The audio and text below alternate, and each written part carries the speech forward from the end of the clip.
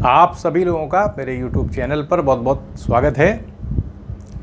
Buddhism में impedance explanation यानी बौद्ध धर्म के अंदर अगर हम देखें तो नागार्जुन जो कि दूसरी शताब्दी ईस्वी में पैदा हुए थे और इनके जन्म स्थान के संबंध में मतभेद दिखाई पड़ता है। कुछ लोग आंध्र प्रदेश बताते हैं, कुछ लोग महाराष्ट्र में विदर्भ बता देते हैं, तो विभिन्न प्रकार के मत है। लेकिन नागार्जुन बहुत बड़े विद्वान थे और पूरे विश्व में प्रसिद्ध हैं।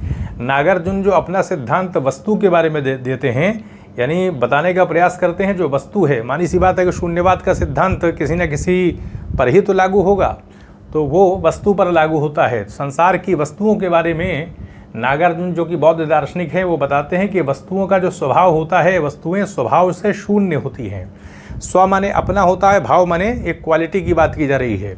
तो वस्तुओं के जो गुणधर्म होते हैं उनसे वस्तुएं खाली होती हैं।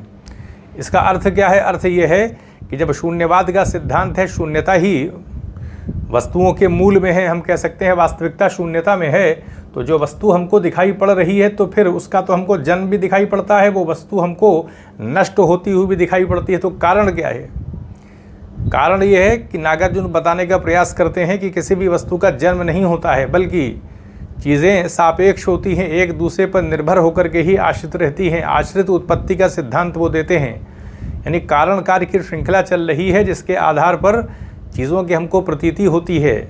जो चीज़ हमेशा के लिए होगी उसको उत्पन्न होने की कोई आवश्यकता नहीं है, क्योंकि वो दोबारा उत्पत्ति हो जाएगी। इसलिए नागार्जुन बताते हैं कि वस्तुएं स्वभाव से शून्य होती हैं और इस आधार पर उनका सिद्धांत जो है इसी को शून्यवाद कहते हैं, जो कि वस्तुओं के ऊपर लागू है। तो इस आधार पर फिर एक प्रश्न उठेगा कि ये जन्म और मरण ये कैसे दिखाई पड़ रहा है? तो बताते हैं क्योंकि सापेक्षता का सिद्धांत भी है, शून्यवाद सापेक्षवाद भी है।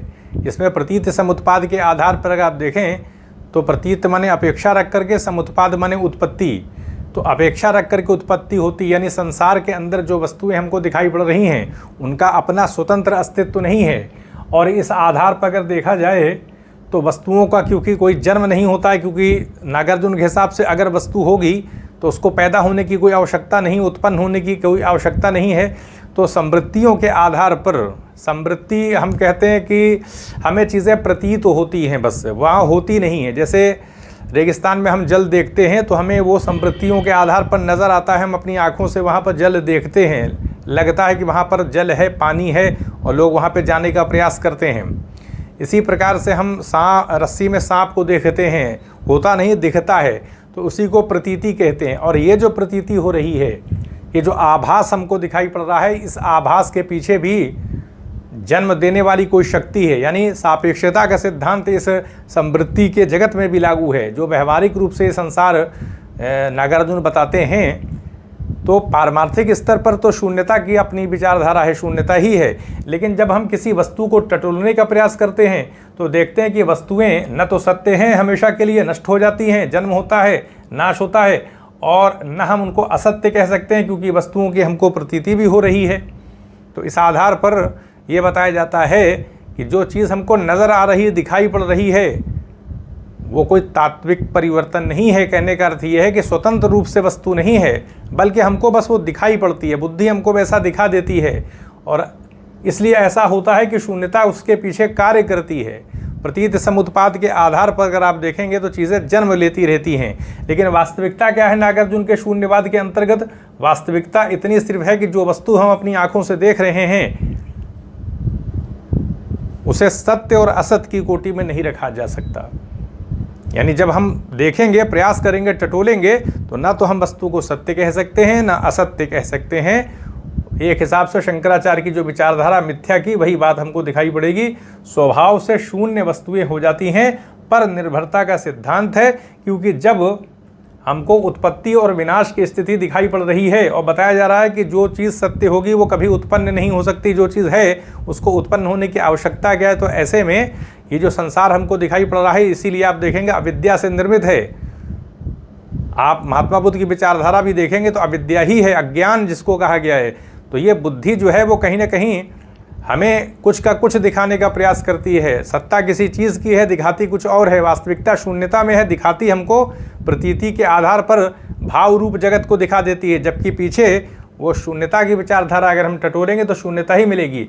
और शून्यता क्या है, इन्हें शून्यवाद कह लें या शून्यता कह लें, वाद तो सिद्धांत हो जाता है, लेकिन शून्यता क्या है, वही वास्तविकता है। न तो हमेशा के लिए किसी चीज़ का सत्य होना है और न ही हमेशा के लिए किसी चीज़ का असत्य होना है, ये है शून्यता।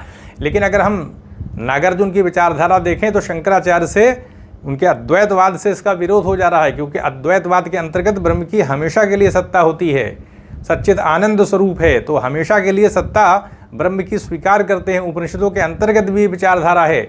जबकि यहाँ नागार्जुन क्या कह रहे हैं, नागार्जुन तो ये बता रहे हैं कि शून्यता जो है न तो हमेशा के लिए किसी चीज़ का सत्य होना है और न ही हमेशा के लिए किसी चीज़ का असत्य होना, इन दोनों से रहित होकर के बीच का मध्यम मार्ग है। न तो कोई चीज़ हमेशा के लिए सत्य है और न ही हमेशा के लिए असत्य है, बल्कि शून्यता बीच की अवधारणा, इन दोनों विचारधाराओं से रहित है, बीच का मध्यम मार्ग है।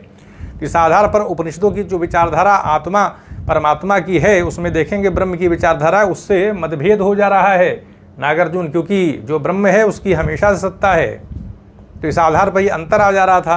तो नागार्जुन की विचारधारा शून्यवाद पर आक्षेप किया शंकराचार्य ने। उन्होंने बताने का प्रयास किया है कि अगर हम शून्यवाद को स्वीकार कर लेंगे, शून्यता को स्वीकार कर लेते हैं, तो शून्यवाद का सिद्धांत देना भी संभव नहीं होगा, क्योंकि बिना अनुभवकर्ता, बिना ज्ञाता के ज्ञान कैसे संबंध होगा। किसको इस बात की अनुभूति है कि शून्यता की विचारधारा है, कौन जान रहा है कि शून्यता के विचार है। इस आधार पर ज्ञाता की सत्ता होना आवश्यक है, जो कि आत्मा है। बिना आत्मा के हम शून्यता का विचार भी नहीं दे सकते। इस प्रकार का विचार आपको शंकराचार्य का दिखाई पड़ेगा, तो इसलिए वो शून्यवाद को अस्वीकार कर देते हैं। तो यहीं पर अनुमति दें, चैनल को सब्सक्राइब भी करें, शेयर भी करें। आप सभी लोगों का बहुत बहुत धन्यवाद।